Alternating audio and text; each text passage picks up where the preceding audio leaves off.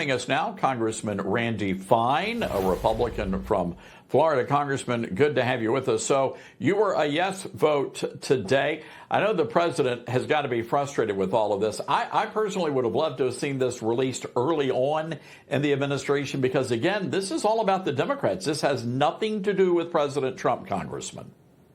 Well, look, I think we need to get to the bottom of the Epstein scandal. And here's the scandal. Why did Thomas Massie and Democrats not care about this for the last 4 years? And all of a sudden, Donald Trump becomes president and they get obsessed with it. I think we need to get to the bottom of why Hakeem Jeffries apparently tried to fundraise with Epstein after he was already a convicted pedophile. We need to deal with the fact that Epstein was working hand in hand to Democrats in the middle of congressional hearings. So clearly there's a lot to get undercover here with why Democrats wanted to work with Epstein for all of these years.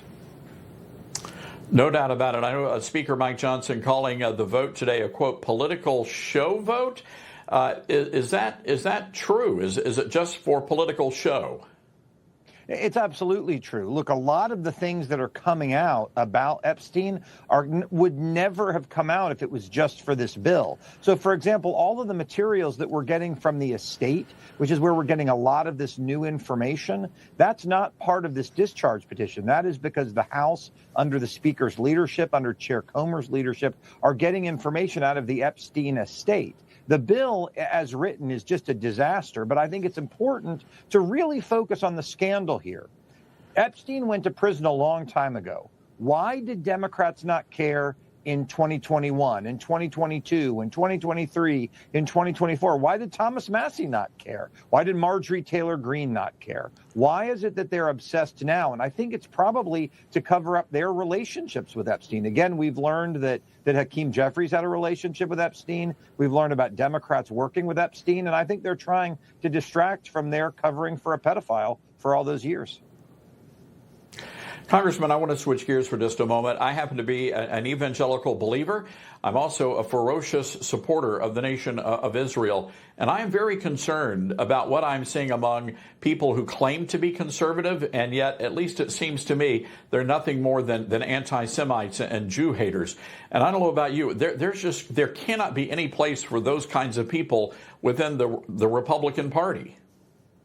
Well, look, every society that has embraced anti-Semitism has ultimately fallen. And anti-Semitism is a harbinger of things to come. Democrats did not take this seriously in their party years ago, and look where they ended up. Now we have to decide if we're going to take it seriously in ours. We have people who clearly hate America. They don't just hate Jews, they hate America, who are standing with all of our enemies, China, Venezuela, Iran.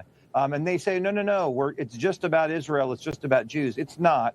And we in our party have got to call them out, as I have, and deal with them. The good news is we have a president who's dealing with it. You know, we have two anti-Semites in the Republican Party that I served with, and Donald Trump is very focused on defeating them both next year. Do you have concerns about the rise of the Islamists here in the nation? Yesterday, video went viral on social media, an NYPD officer showing women how to wear the hijab. This is happening in the nation's largest city, Congressman?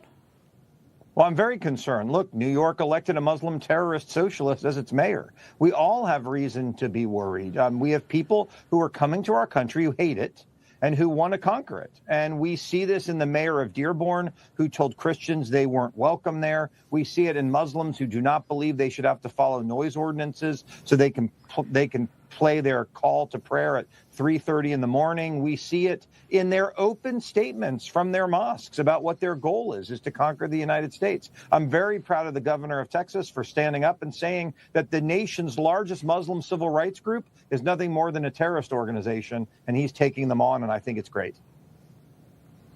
All right, Congressman, look, we appreciate you joining us here on Newsmax. Thank you for the great work you're doing up on Capitol Hill. Thank you. Thanks for having me.